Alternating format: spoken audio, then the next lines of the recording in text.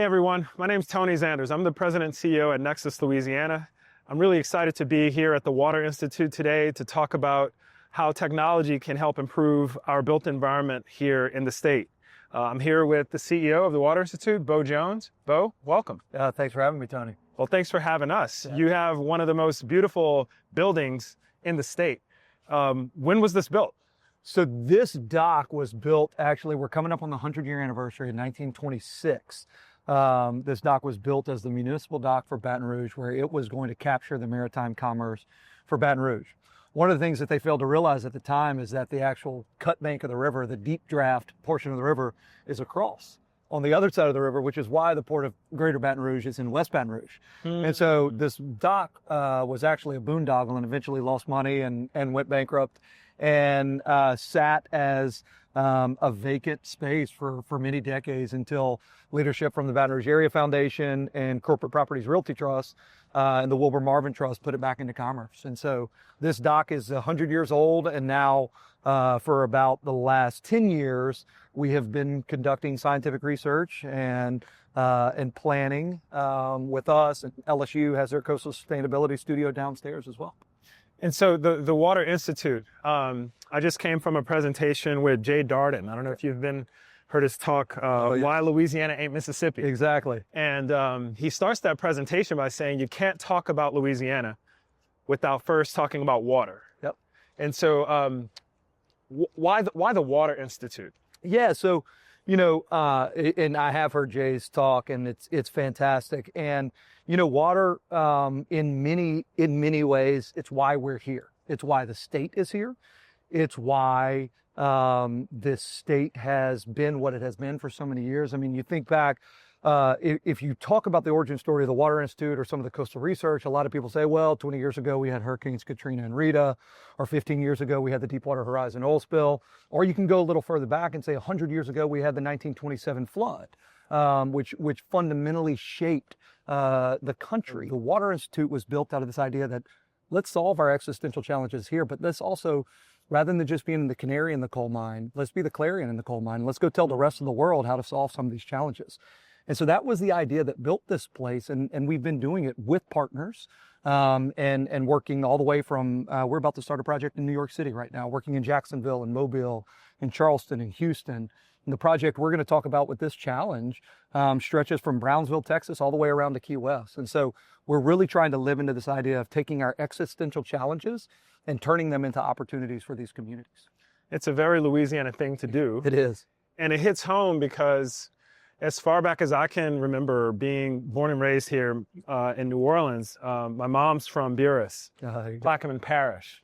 And we would go to visit my aunts and uncles. You're basically at the bottom of the world there on the Gulf. And every year that we would go, there were fewer and fewer homes. The roads were made of like the seashells. Yeah. And eventually they had to evacuate permanently because each year it was just sort of a fool's errand to keep building that low. And so even before I had the language, I knew it was a problem.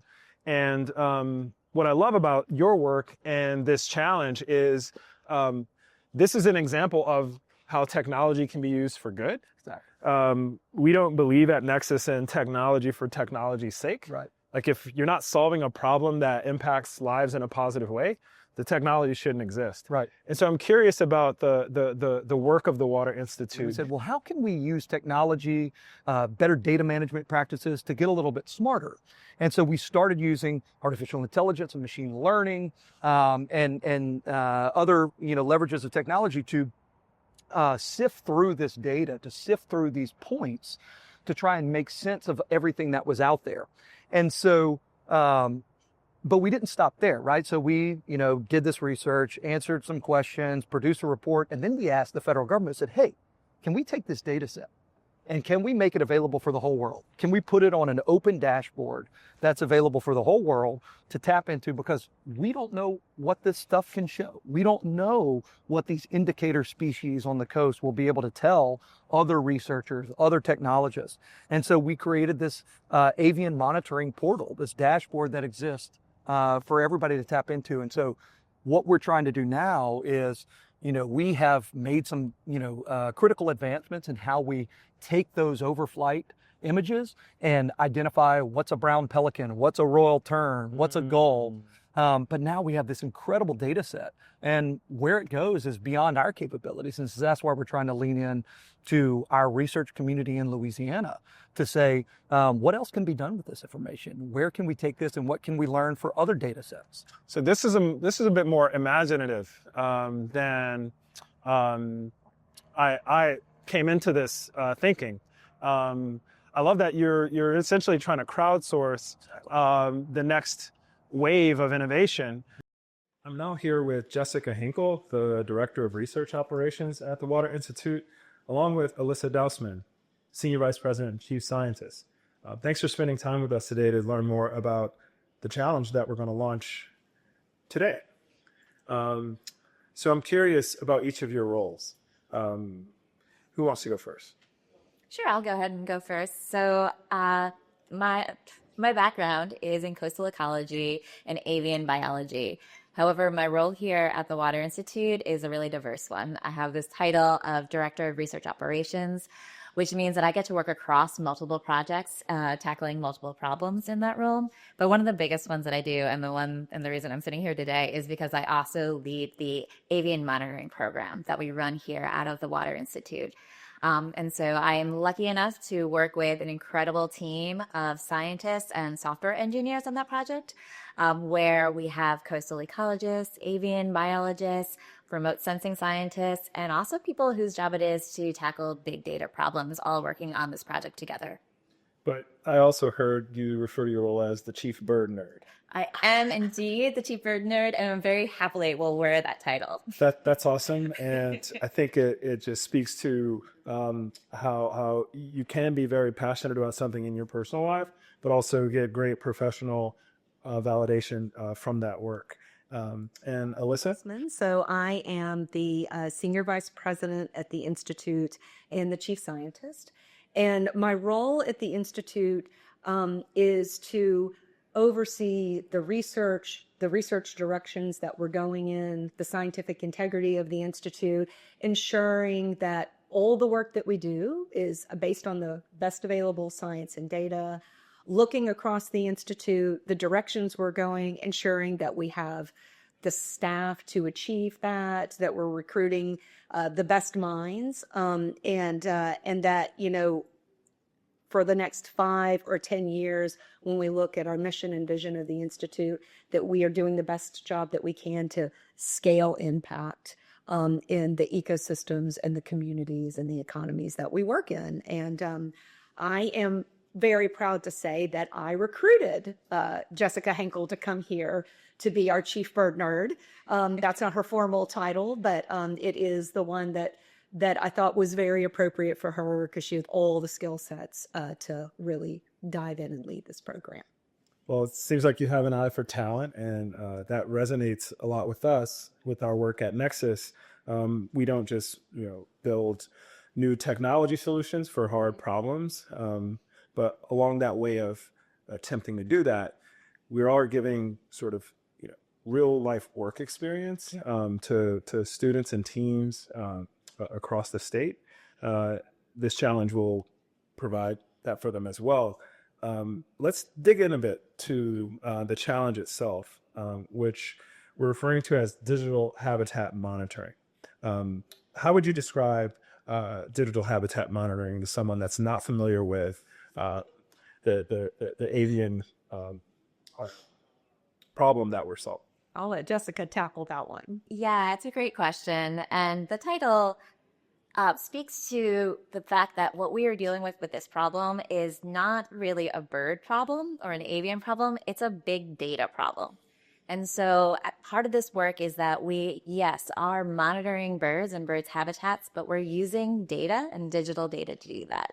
And so we use the title of digital habitat monitoring, meaning that data is being collected, but then it also needs to be processed and aggregated and then assessed for us to be able to say anything about what's happening to the populations of the wildlife that we have here on Louisiana's coast. What advice would you have for teams that are going to be applying to the challenge on number one, how can they access this data?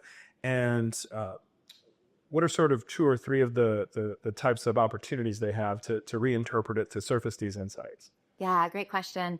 And so the types of teams we're looking for are not necessarily bird biologists or even ecologists or even people that have experience being on the coast. If you've never been on the water here in Louisiana, like that doesn't mean that you're not equipped to be a part of this project. In fact, it may be that you may come in with more creative ideas because you're not rooted in thinking about, oh, this has to be directly tied to addressing the questions that we have about the coastline itself. And so I encourage team members to come together from all experiences and backgrounds. And in fact, I think the most important thing would be having a team that has multiple skill sets on it. And so if you are a data scientist, if you have experience in machine learning and automation, if you have experience creating photo mosaics in Photoshop even, those are tools and skills that we are currently applying to this project and that would be very helpful for us to have as part of the team. What advice would you have for faculty members and people coaching the teams? You know, a lot of universities do have access to computing resources that they make freely available to students and others. And I would encourage faculty members to say, hey, if we really want to harness this big data in these ways, we might need access to our supercomputer, and maybe they could help them get access to that, you know, free of charge in a way that we don't have access to that, right? And so I think there's a lot of different ways that faculty members could look at this and think about this. And we also encourage research and partnerships. There could be faculty members out there and researchers out there that were like, you know, we did XYZ. They could also publish on this. And that's a very important part. I mean, we publish here, we encourage it, but we would encourage a faculty member to say, hey, if I had a team and a winning team, I could also look at the future of a publication that they could get out of that. And we would be happy for them to do that. And we would support them in doing that. So it not only helps the faculty help their students, but also can help the faculty in their own careers as well. And we would be happy to see that. I love ending on that note because, you know, you only have one winner in these competitions. But at the same time, no one loses because whether it's the cash prize you receive or whether it's the experience you gain, this could result in potential internships, not just at the Water Institute, but so many different partner organizations. We have seniors who are looking for jobs as well, but also those who decide to go to graduate school and pursue this from a research perspective. This is a good kernel of a thesis to pursue. And so we're so grateful for your partnership in this and sharing your expertise and giving our teams across the state a platform to showcase their skills and their ability to dive into data. And so thanks again. And then I would probably be seeing you in the next 8 weeks. Awesome. Yeah. Well, thank you for having us. We're very honored to be a part of this. And we cannot wait to see what comes out of it. And we believe that, like you said, there doesn't have to just be one winner. There could be many. And we look forward and hope that we can develop many collaborative partnerships out of this as well.